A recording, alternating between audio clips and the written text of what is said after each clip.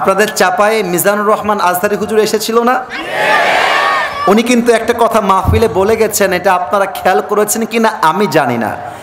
আমি আজহারি সাহেবের সবগুলো ওয়াজ এই সিজনে দেখতে সুযোগ পাই নাই নিজের প্রোগ্রামের জন্য। পরবর্তী সময়ে আমি যখন অবজার্ভ করলাম, অবজার্ভ মানে হচ্ছে মিলালাম, কম্পেয়ার করলাম, তুলনা করলাম যে যশোরের মাহফিল কেমন ছিল, কক্সবাজারে কেমন ছিল, ঢাকায় কেমন ছিল, আমি দেখতে পেলাম মন থেকে ভাই চাপায়ের মতো মাহফিল আরেকটাও হয় না। চাপাই ইজ দ্য বেস্ট। এটা আমি না, আজহারি সাহেব নিজেই বলে গেছে যে শেষ মাহফিল আমার চাপায়ের মানুষ ইতিহাসের পাতাকে বদলে রেখে দিয়েছে, ঠিক কিনা বলেন? প্রিয় ভাইয়েরা, আমি তাফসিরে যেতে চাই। চাপাইয়ের ভাইদের কাছে আমার হাত জোর করে আবদার থাকবে, অল্প সময় ওয়াজ হবে, এর মাঝে কেউ যদি, যদিও বা চাপায় লোকজন ওঠে না, বাট কেউ যদি উঠে যায় লুঙ্গিটা টান দিয়ে ধরে বসায় দেওয়া লাগবে, তবে লুঙ্গি যেন খুলে না যায়। আপনারা কি কেউ যাবেন না থাকবেন? থাকবেন থাকবেন থাকবেন থাকবেন।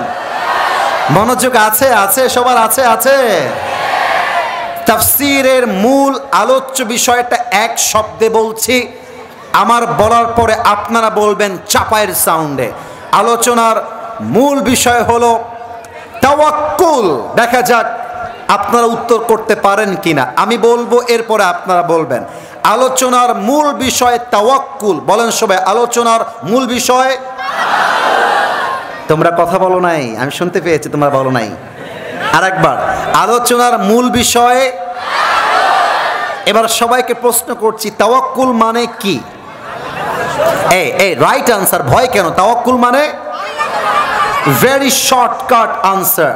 তাওয়াক্কুল মিন্স ট্রাস্ট, ভরসা। তবে ভরসা যাকে তাকে করলে বাটপারি করবে, বিশেষ করে মেয়েদেরকে তো আজকাল ভরসা করাই যাবে না। ভরসা করবেন এক সত্তাকে। বলেন সবাই, তিনি কে? আমি কোরআন থেকে আয়াত তেলাওয়াত করছি তাফসীরের জন্য। প্রিয় ভাইয়ারা, কলিজাটা অ্যাক্টিভ করেন, কানটা অ্যাক্টিভ করেন। আউযু বিল্লাহি মিনাশ শাইতানির রাজীম। বিসমিল্লাহির রহমানির রহিম। ওয়ামান ইয়াতাওয়াক্কাল আলাল্লাহি ফাহুয়া হাসবুহ। Whoever trusts in Allah subhanahu wa ta'ala, Allah is sufficient for him. আল্লাহ বলছেন, যেই বান্দা আমার উপরে ভরসা করে, কথা কি বোঝা যায়? যায় যায় যায় যায়। যেই বান্দা আমার উপরে ভরসা করে, আমি আল্লাহ গ্যারান্টি দিলাম, আমি আল্লাহ একাই তার জন্য যথেষ্ট হয়ে যাব। সুবহানাল্লাহ পড়েন সবাই। এবার সেকেন্ড প্রশ্ন, আমরা কি আল্লাহর সবাই ভালোবাসা চাই নাকি চাই না?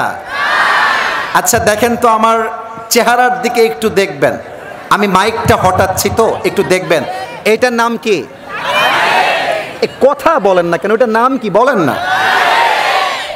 পেছনের ভাইয়েরা, এইদিকের ভাইয়েরা, এই দিকের ভাইয়েরা, আমাকে পামপট্টি দেওয়া লাগবে না, যা বলবেন দিল থেকে। আমি আর একটু উঁচু হয়ে বলছি, আমি যে মুখে লম্বা লম্বা চাপ দাড়ি রেখেছি আল্লাহর উপরে ভরসা করে, নবীর ভালোবাসায়, আমাকে দেখতে আনস্মার্ট লাগে না স্মার্ট লাগে? খ্যাত লাগে না সুন্দর লাগে? অনেক মেয়ে দেখবা, তুমি যখন আল্লাহর উপরে তাওয়াক্কুল রাখবা, নবীর ভালোবাসায় দাড়ি রাখবা, তাদের গায়ে চুলকানি শুরু হয়ে যায়, তারা দাড়িওয়ালাকে পছন্দ করতে চায় না। যাদের দাড়ি পছন্দ না, এদের জন্য বিটিএস এর হিজরা ছাড়া সেকেন্ড কোন অপশন আমার কাছে নাই। যেই মেয়ে আমাকে দাড়ির জন্য বিয়ে করতে চায় না, সে আমার বাড়ির বউ হওয়ার যোগ্যতাই রাখে না। নবীর ভালোবাসা আমাদের হৃদয়ে আছে।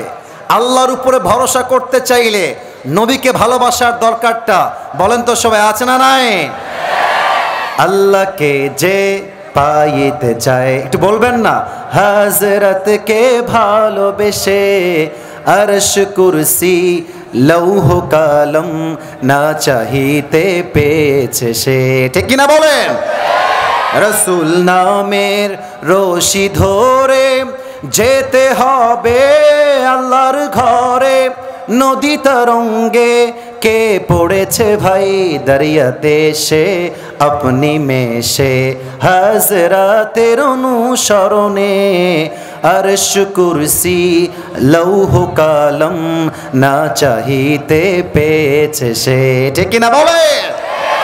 জাস্ট আল্লাহর উপর তাওয়াক্কুল করলেই হবে না, নবীর জন্য ভালোবাসা এত প্রবল হবে, বুকের তাজা রক্ত দেওয়ার জন্য প্রস্তুত থাকতে হবে। ঠিক কিনা বলেন? আধারে ভয় পেও না, অন্ধকার পালিয়ে যাবে, তুমি উঠে দাঁড়ালে। ঠিক কিনা বলেন?